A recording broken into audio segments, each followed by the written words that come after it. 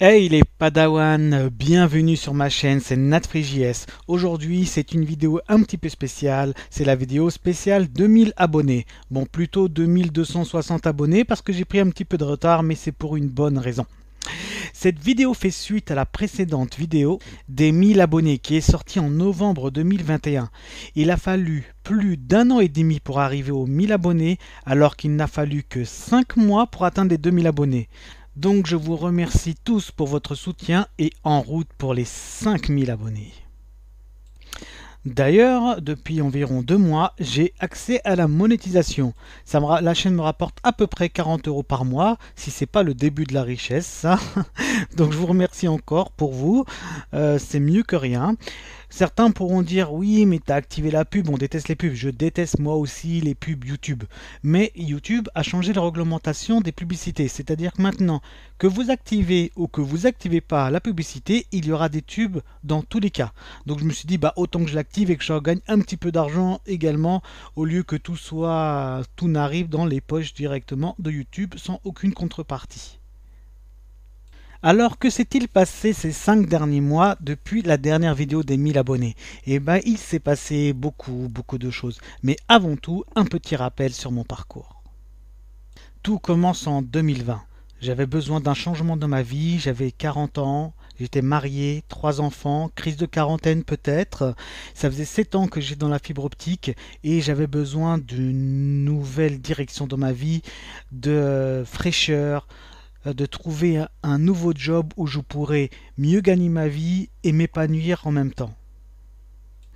À ce moment-là, j'ai des proches de ma famille qui se sont mis à faire des formations payantes pour devenir développeurs. Ils me disaient les salaires phénoménaux qu'il y avait dedans et je me suis dit, sincèrement, moi aussi j'aime bien le développement web. J'avais mon propre site internet quand j'étais plus jeune, j'ai même fait de l'e-commerce pendant quelques années avant l'arrivée de ces discounts et d'Amazon qui ont cassé le marché.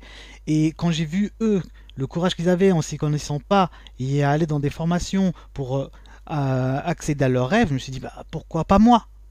Malgré mon âge, est-ce que c'était possible? Est-ce que je pouvais changer de vie?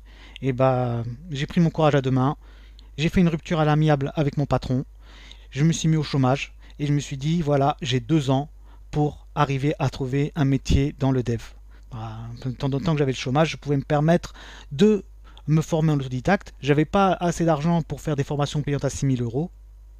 Donc j'ai commencé à chercher à droite à gauche ce que je pouvais trouver gratuitement sur Internet. Ensuite arrive l'année 2021.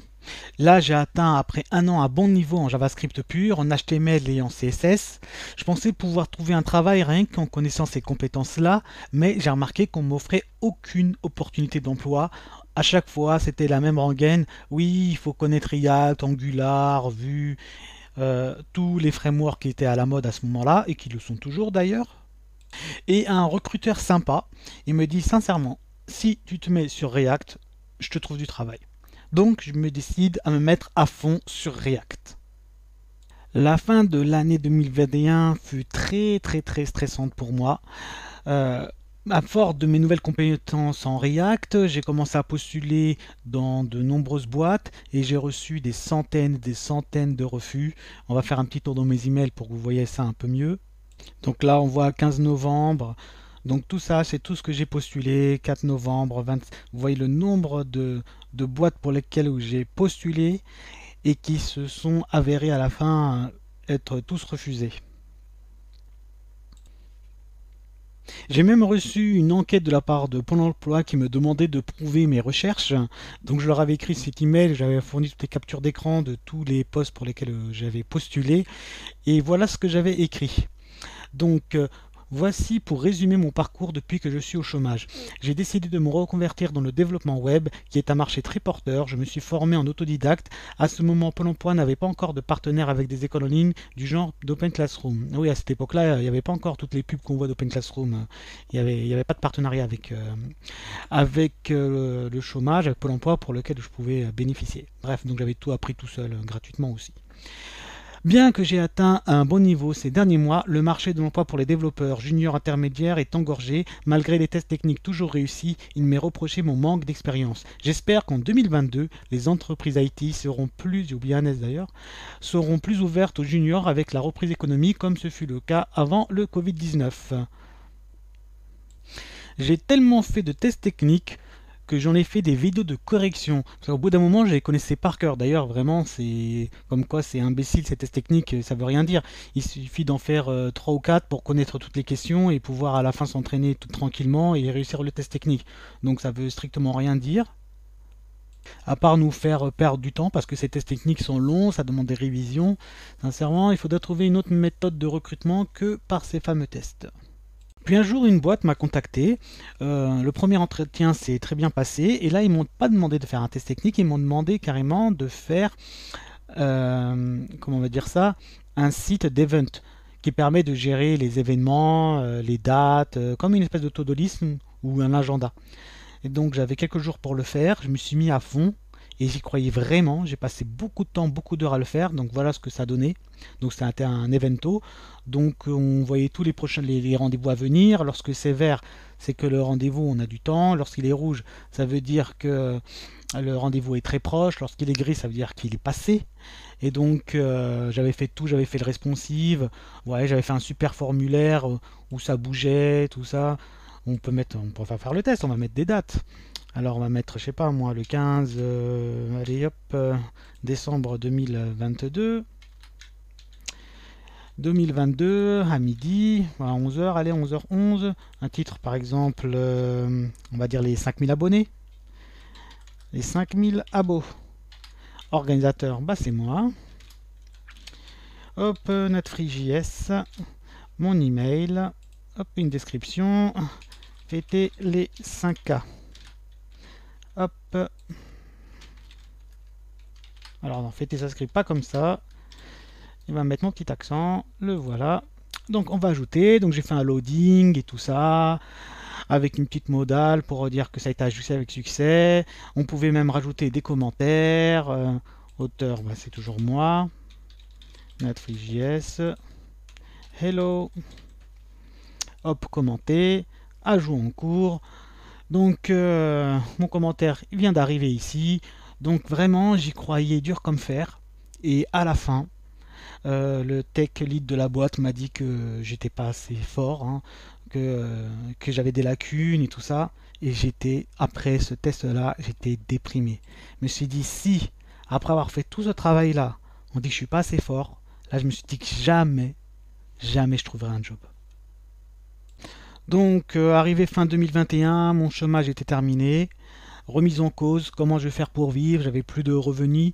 Heureusement que parmi mon entourage, notamment sur Discord, dans mon petit réseau de développeurs, certains m'ont, d'ailleurs je salue Moshe pour ça, m'a fait participer à des petites missions. Donc c'était mieux que rien, ça me permettait de rentrer un petit peu d'argent et de se faire la main. Je vais vous montrer le genre de choses qu'on a faites ensemble. Nous avons donc bossé pendant un mois sur un site qui s'appelle freeformation.fr qu'on a fait from scratch, qui répertorie à peu près des centaines de formations. Donc c'était vraiment une bonne occasion de travailler, de faire un truc de zéro. Ça m'a vraiment plu de le faire. Bon, il y avait pas mal de choses aussi qui a été fait en Next.js. Et ça a permis disons, de monter un petit peu en expérience sur du Next.js, sur du React, de montrer quelque chose de concret à des recruteurs. Donc c'est vraiment une bonne opportunité. Bon, on a bossé aussi sur d'autres sites où il fallait faire du refacto sur des React, mais c'était des missions de quelques jours. Bon, c'était pas super non plus, mais c'était histoire de compléter un petit peu le CV. Puis vient l'année 2022. Nouvelle année, nouveaux espoirs. Et je constate une explosion du marché. Je reçois de plus en plus d'offres sérieuses et intéressantes, contrairement à l'année 2021. Mais mon statut toujours de junior pose problème. Mais cette fois-ci, j'ai pris des bonnes leçons et avec mon réseau LinkedIn et Discord, on commence à se refiler les uns aux autres toutes les bonnes offres, afin de multiplier nos chances de trouver un emploi. À ce moment-là, aucune de mes connaissances travaillait encore dans le développement. On était tous au chômage et on attendait tous notre premier vraiment job confirmé.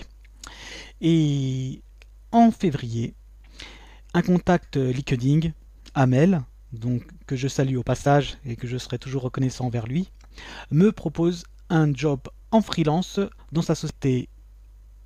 C'était pour une mission Chanel de longue durée, du moins j'espère qu'elle sera la plus longue possible, pour le remplacer en tant que développeur front-end dans la section Chanel horlogerie.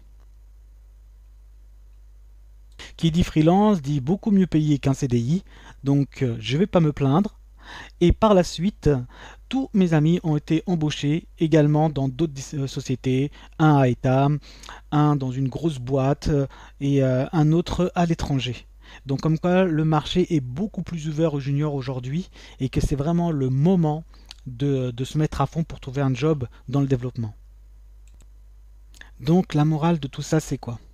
C'est qu'il a fallu 2 ans pour que je trouve enfin un vrai job, une vraie mission, que j'atteigne enfin mon objectif de devenir un développeur et que si j'avais abandonné en cours de route, comme beaucoup ont fait, beaucoup ont abandonné en 2021, ils ont passé des mois et des mois à apprendre le développement pour à la fin revenir à leur ancien job. Donc la morale de l'histoire, c'est que si vous persévérez, si vous abandonnez pas, vous pouvez atteindre vos rêves.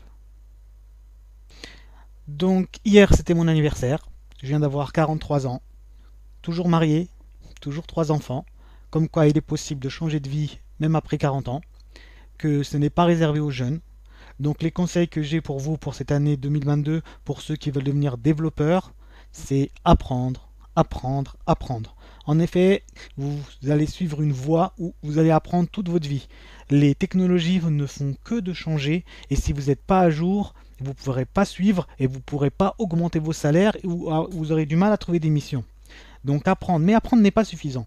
Beaucoup de gens sortent de formation en pensant qu'ils sont des développeurs full stack ou autre chose, mais ils n'arrivent pas à trouver du travail. Aussi, ils ont le syndrome de l'imposteur, le fameux syndrome qui dit ah, j'ai pas la compétence. Et c'est pas faux. Parce qu'en fait, vous aurez les compétences seulement lorsque vous pratiquerez. Et il faut pratiquer, pratiquer, pratiquer. Pratiquer comment? En faisant des projets personnels. Si vous regardez mon GitHub, on va faire un petit tour sur mon GitHub. Donc vous voyez, c'est mon GitHub. Je vais zoomer un petit peu. J'ai 46 repositories, donc à peu près 46 projets. Donc j'ai fait des projets de tout et n'importe quoi. Donc on va chercher par exemple le premier projet que j'ai fait, c'était un jeu, ça s'appelle Le Nombre Mystérieux, c'est un jeu connu, hein, c'est le jeu du plus ou moins. Donc on va rigoler un petit peu comment il était ce code, c'était en 2020, il y a 2 ans.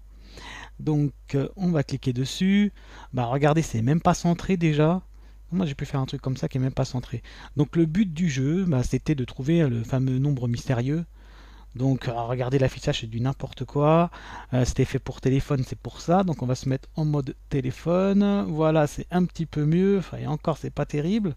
Donc je devais écrire mon nom, hein, NatFreeJS. C'est parti. Et là, nous avons nos vies et il fallait trouver un nombre qui est situé ici entre 0 et 10. Bon, voilà, c'est facile, hein, ça commence facilement au début. Là, 2, c'est pas bon, donc c'est plus que 2. Donc on va mettre 5. Voilà, 5 c'est pas bon. Qu'est-ce qu'ils me disent que c'est encore plus? Allez, on va mettre 7. Et c'est bon, bravo Natfree, tu as gagné, c'était bien 7. Puis après, tu as le niveau suivant, il faut entre 0 et 20. Puis ça devient de plus en plus dur. Donc, vous voyez, il y a pas mal de défauts d'affichage et tout ça. Mais le but, c'est de faire quelque chose qui fonctionne. C'était ça. J'avais même fait un mode de joueur, on joue chacun son tour, etc.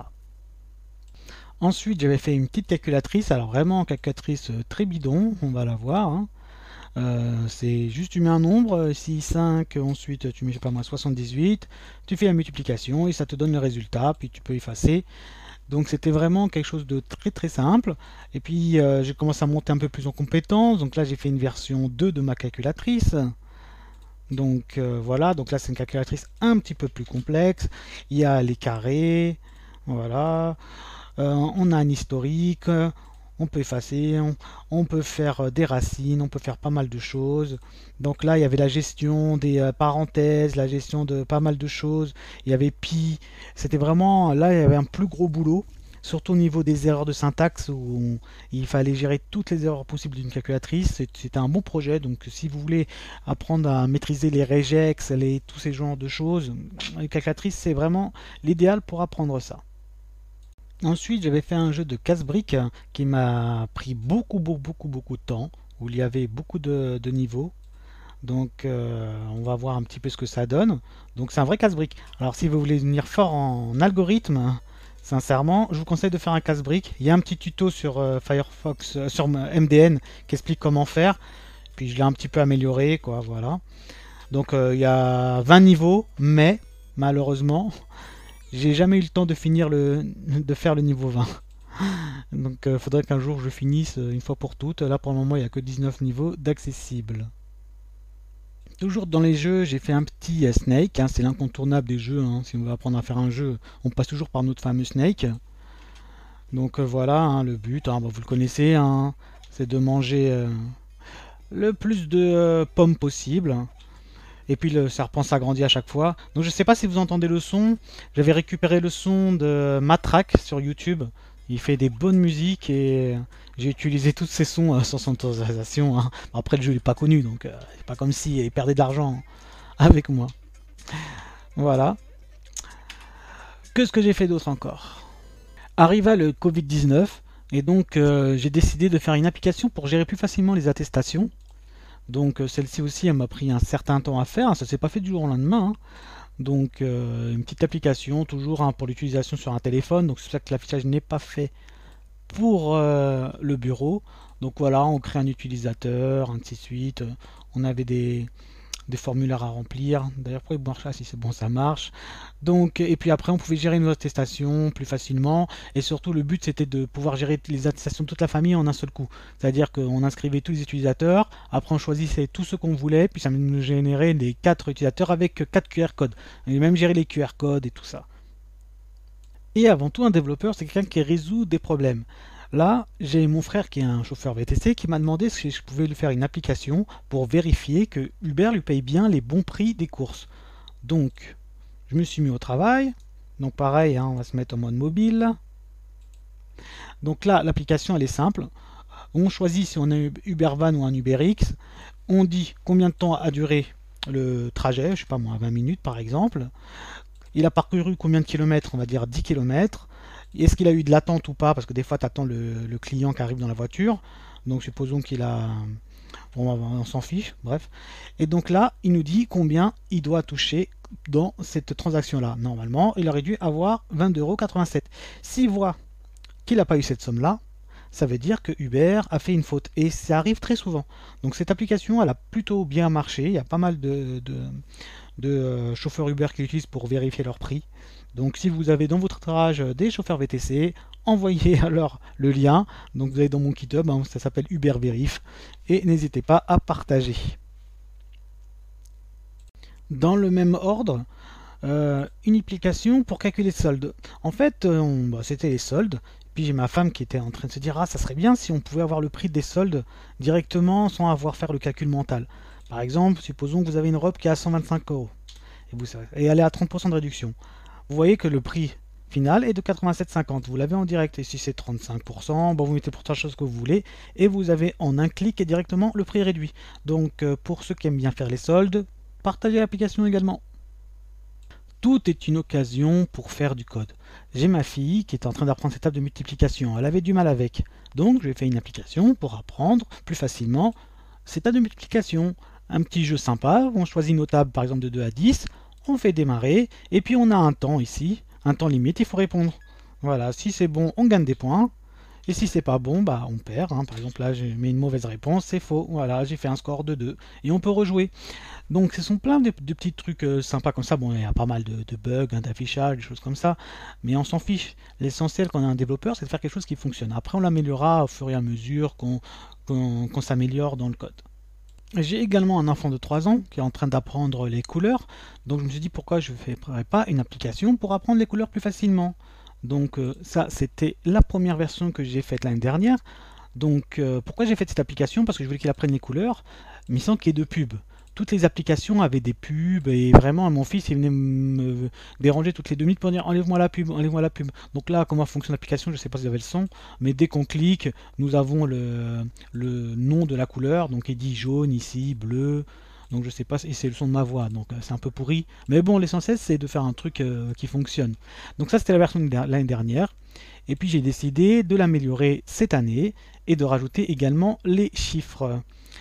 Donc là voilà la nouvelle version qui est cette fois-ci en React et vous verrez bon ok, elle est beaucoup plus aboutie. Donc là on peut choisir nombre ou couleur, voilà.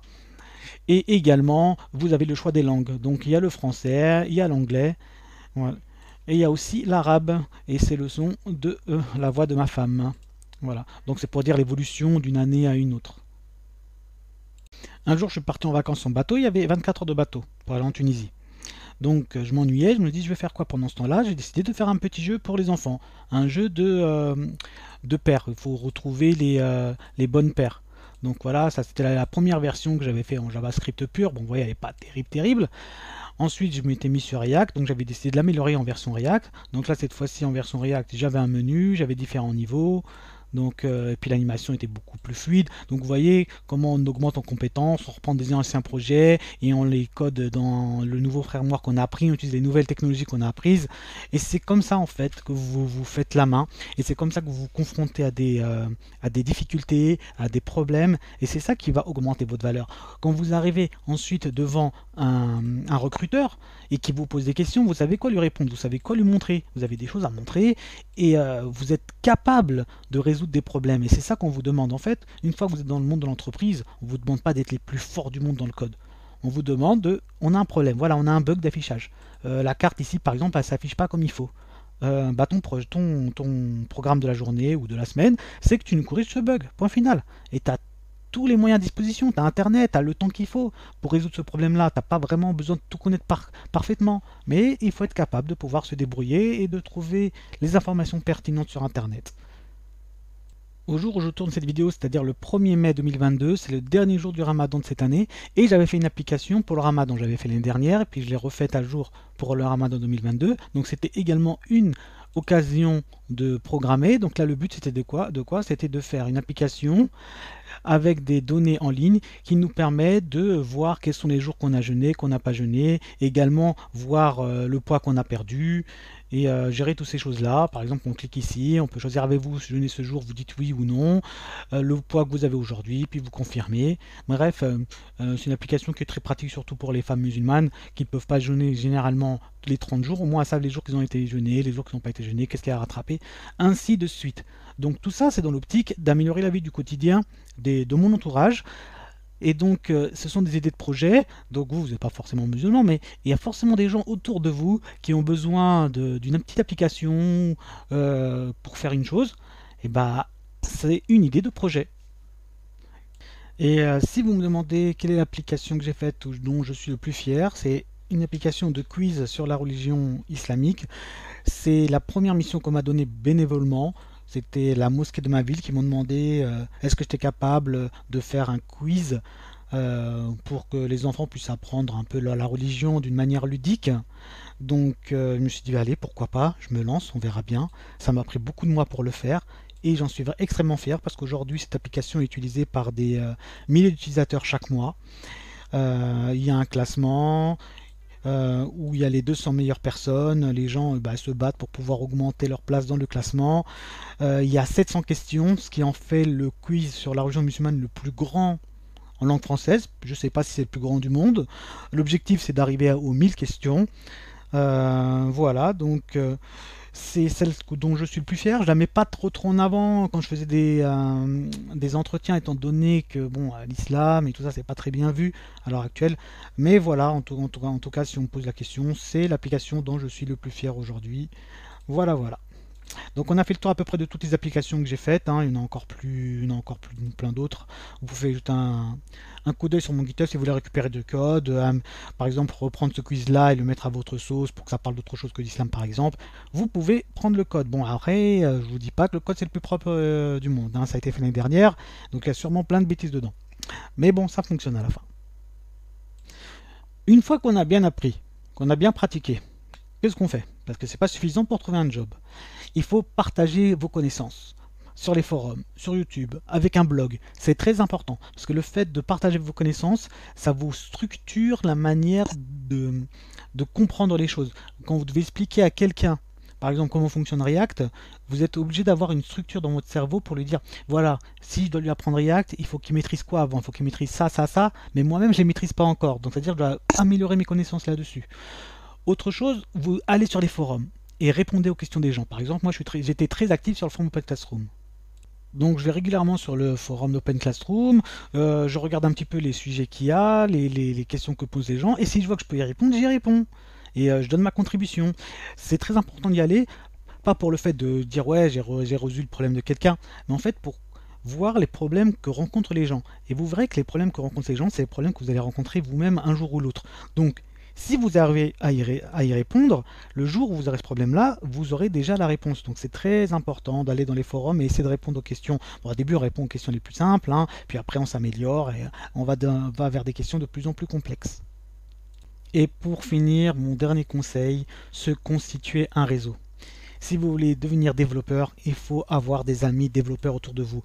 Étant donné qu'on ne va pas les trouver au coin de la rue, il faut que vous vous inscrivez sur des Discord de développeurs, vous faire votre réseau sur LinkedIn, de vous faire des amis sur LinkedIn qui pourront vous partager les bonnes informations, les bons contacts, les bonnes offres d'emploi, les bons recruteurs, les bonnes boîtes. C'est important. Moi, j'aurais jamais trouvé mon travail aujourd'hui si j'avais pas eu dans mon réseau quelqu'un qui aurait pu me proposer cette offre d'emploi à Chanel par exemple. Donc c'est très important. Vous allez sur LinkedIn et vous regardez un petit peu les messages qu'il y a. Et oui, si vous voyez quelqu'un qui a l'air d'être sympa et tout ça, vous vous connectez à lui. Et quand vous avez des recruteurs, connectez-vous aux recruteurs. Et à regarder un petit peu qu'est-ce qu'ils ont comme contact les gens. Et connectez-vous à tout le monde que vous pouvez. Voilà, c'est comme ça que vous allez vous faire connaître. Partagez aussi des informations sur LinkedIn, ça donne de la visibilité et ça attire les recruteurs sur votre page de profil. Travaillez bien votre page de profil également. Donc ça, ce sont des conseils très très importants parce que aujourd'hui, le monde du développement, ça reste quand même un monde assez fermé. Et donc ça veut dire que ce qui marche le mieux, c'est la cooptation. C'est-à-dire qu'il y a une boîte, elle veut recruter quelqu'un. Avant d'aller voir un recruteur ou d'aller consulter les milliards de CV qui est en ligne, qu'est-ce qu'ils vont faire? Premièrement, ils vont demander à leur entourage, est-ce que tu connais pas un développeur de disponible?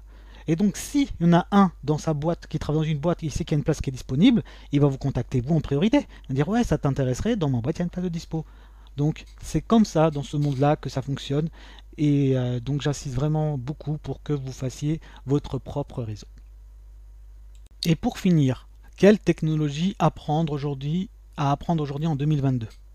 Et bien sincèrement, regardez les demandes du marché. Si le marché demande du React, allez plutôt vers du React. Si le marché demande du Vue, allez vers Vue. S'il demande du Angular, allez vers Angular. S'il demande du PHP, allez sur PHP. Mais il faut savoir qu'en fait, dans ce monde-là, toutes les technologies sont demandées. Parce qu'il y a des sites qui sont faits en PHP, donc on a besoin d'un expert PHP pour résoudre les problèmes. Un site il est fait en Vue, on a besoin de quelqu'un en Vue. Bref, il y a du travail dans toutes les technos. Donc faut pas vous dire ah je vais faire du React parce que React c'est demandé. Ah, vous pouvez faire apprendre d'autres technologies. Peut-être vous allez être plus à l'aise sur du Vue, sur du Svelte, sur du Angular que sur du React. Donc allez plutôt vers une technologie qui vous plaît, qui est facile pour vous à apprendre. Et il faut savoir, la chose la plus importante, c'est de se spécialiser. Lorsque vous êtes spécialisé dans une technologie, vous serez beaucoup mieux payé que quelqu'un qui fait à peu près tout, mais mal. Par exemple, les juniors qui se disent full stack, enlevez directement le mot full stack. On ne peut pas être full stack et être un junior. Un full stack, c'est au moins 10 ans d'expérience. Je ne sais pas combien d'années pour être fort en front, je ne sais pas combien d'années pour être fort en back-end. Donc, et vous êtes junior et vous dites full stack, sincèrement, les recruteurs ne prennent pas ça au sérieux. Donc enlevez-le. Ça va vous faire plus de mal qu'autre chose. Mettez là où vous êtes fort. Vous dites voilà, moi j'ai des bonnes connaissances en front, en intégration, et j'ai des petites connaissances en back. Voilà, c'est mieux que dire je maîtrise le front et le back. Ça, vous allez vous casser la figure. Donc ça, c'était une chose importante à vous dire. Et plus vous serez spécialisé, pointu dans un domaine précis. Par exemple, si vous utilisez, je sais pas moi, vous visez que PHP et Laravel, et vous êtes excellent en PHP Laravel, mais que vous êtes nul dans le reste, eh ben vous aurez un meilleur salaire qu'un expert full stack. Parce que les experts qui sont pointus dans un seul domaine, ils sont très rares, et leur TJM, c'est-à-dire leur taux journalier, qu'est-ce qu'ils gagnent par jour, ça avoisine les 1000 euros. Donc si vous voulez avoir un TJM le plus haut possible, spécialisez-vous de préférence dans une seule technologie. Voilà, c'était mon dernier conseil. J'espère que cette vidéo n'a pas été trop longue et rébarbative pour vous et que vous avez appris pas mal de choses et que ça pourra vous servir pour votre vie future. En tout cas, la morale de l'histoire, c'est travailler et vous serez récompensé et n'abandonnez pas vos rêves. Allez, à bientôt les Padawans.